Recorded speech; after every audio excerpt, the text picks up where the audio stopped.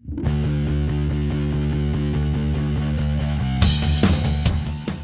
am Jessica from Press Plus One, and I have the pleasure of meeting with Ian Astbury from the popular band The Cult. Hi, Ian. How you doing? Good, how are you? I'm not too bad. The band's called The Cult. I mean, you think about it, you step back. You know, I think it's one of the reasons that we've stayed in a certain space in the culture, because the name is very intimidating. It does have a dark connotation for the most part. And every time there's some kind of cult has a sinister. But then again, there's a certain mystique to it as well, so, it can work both ways. Yeah, very mysterious. But in some ways, the name The Cult seems to be more, as we progress, as we make more work, it seems to resonate more. It seems to have it seems to have a better place in the language of the culture, so maybe we're lucky in that way.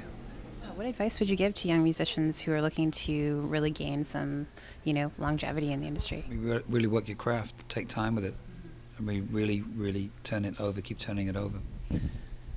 Don't edit before you've even started something. Get as much down as you can. Edit later. You can always edit later. You can always edit. Secondly, learn how to use a camera. You got to get visual elements. You got to get to grips with visual elements, because in this culture, you're more likely to see something before you hear it. So really think about how you want to put it over visually as well. Just switching gears and talking about your new album, Choice of Weapon, Sure. which was great to listen to. It was really cool. It's the first studio album that you've done in 5 years. There's many inspirations for this record, different events, observations, some of them personal experiences, some of them cultural observations. The record's very much of its time. Just talking about events and incidents over the past couple of years, right up to present day. I mean, I like to keep my lyrics fresh. I'm changing lyrics all the way until the final mixes. And the final mixes for this record were done, early part of this year. So we handed in our record a couple of weeks late. I'm changing titles all the way. I'm changing titles all the way to the very last moment when it's about to go to the printers. So keeping it fresh. Has that always been part of your creative process, just kind of making last-minute touches before? Yeah, always. I mean, right now I'd probably. If somebody said, change a lot too. Right? Yeah, I could change it. I could change it myself. Right, go in right now and change things around. Because I always want to, I guess you're trying to perfect it, but that's not possible. Yeah, but there's many different influences on this record. It's kind of a lot to go into in this environment, but it's a slow burn. I think a record you have to live with for a while.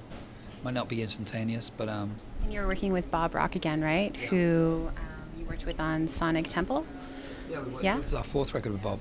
Okay. So we worked with him on Sonic Temple, Cult eponymous album '94, Beyond Good and Evil,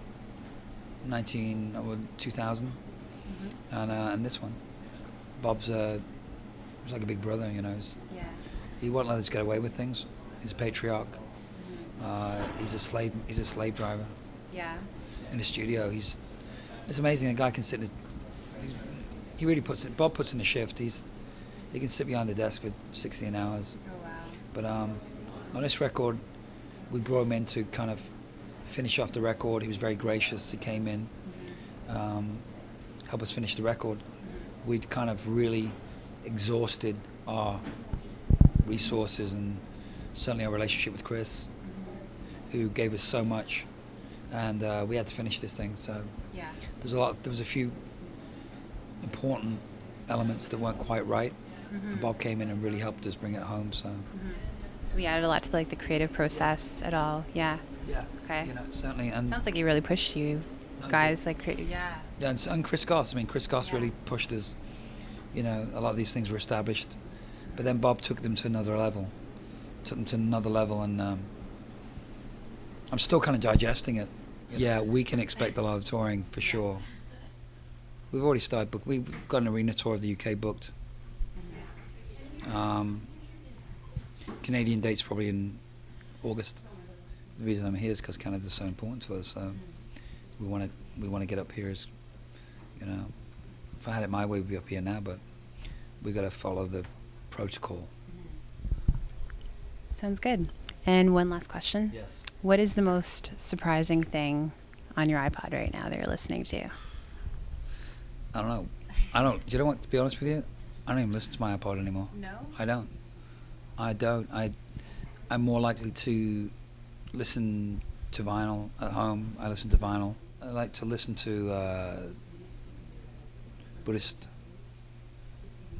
hymns, prayers, That is spiritual. teachings. Yeah. But then in terms of, I mean, That comes across in your music. it's known. I mean, people know that I have a wide interest in different kinds of music. I mean, recently things that kind of grabbed me. I don't know.